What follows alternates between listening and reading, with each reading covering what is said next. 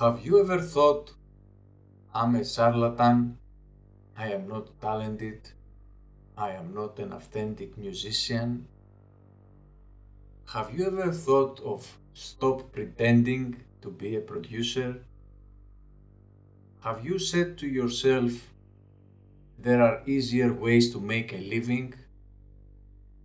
Well, my friend, this is not about making a living. This is about living. I have carved out a career for myself as a marketing and creative professional.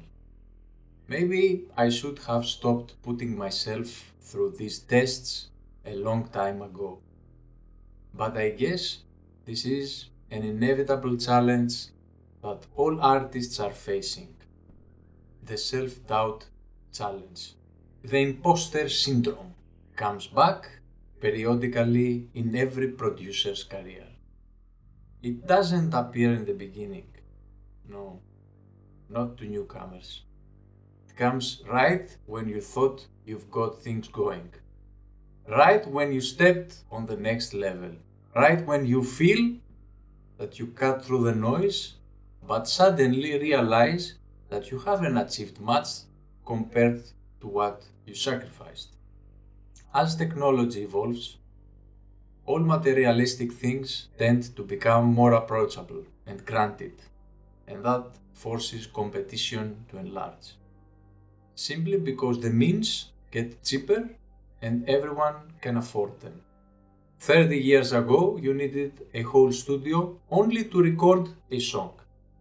10 years ago, you needed a good computer, a good audio interface, and a good pair of speakers in order to create music.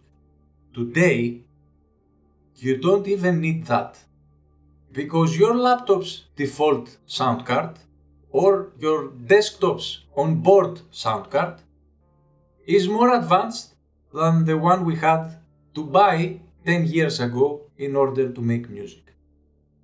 And so newcomers are trying to break through in this industry, but it's nearly impossible. And it will always get harder and harder. Producing music is an introvert quest and at the same time a solitary activity.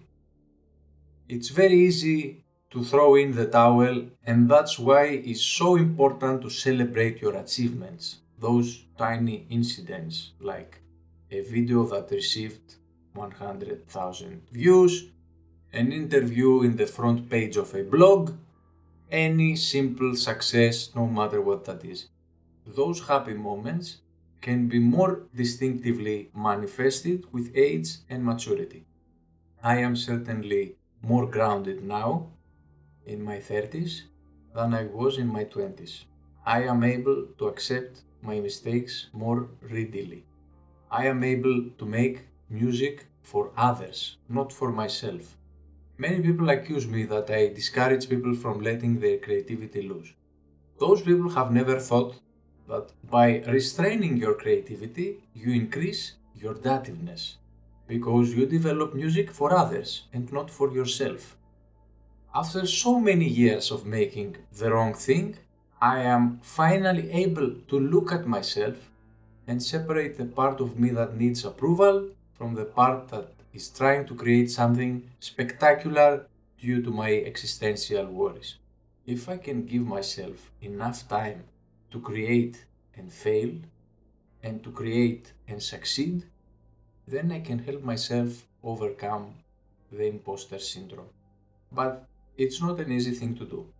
When you are in that little bubble without results, things get pretty nasty.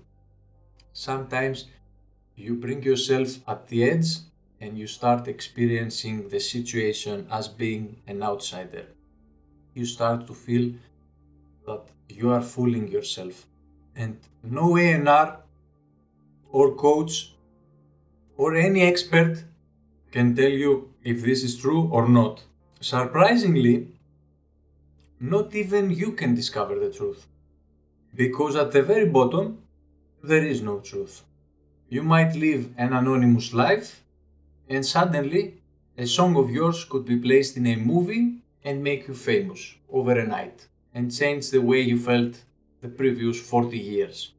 I could say that perhaps the consumers, the listeners, are the ones who eventually decide if you are going to keep working in this industry or if you will be forced to find another job. But there are some cases where the timing is not correct and your work will be acknowledged after you die. In that cases, even the consumers are wrong for a long period of time, which means that if you had the appropriate marketing techniques, or if you waited enough or moved on different directions, something positive might have happened earlier. So the ultimate question is this: how much are you willing to sacrifice and how badly do you want this? Because if you really want this, then you don't have to worry or expect anything, and so the imposter syndrome is not there anymore to shed shadow over your work. I am pretty sure that you had successes, as everyone had.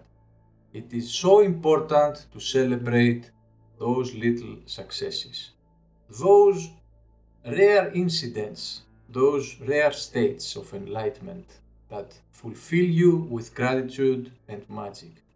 Those tiny moments take away the imposter syndrome feeling. Embrace them like a kid.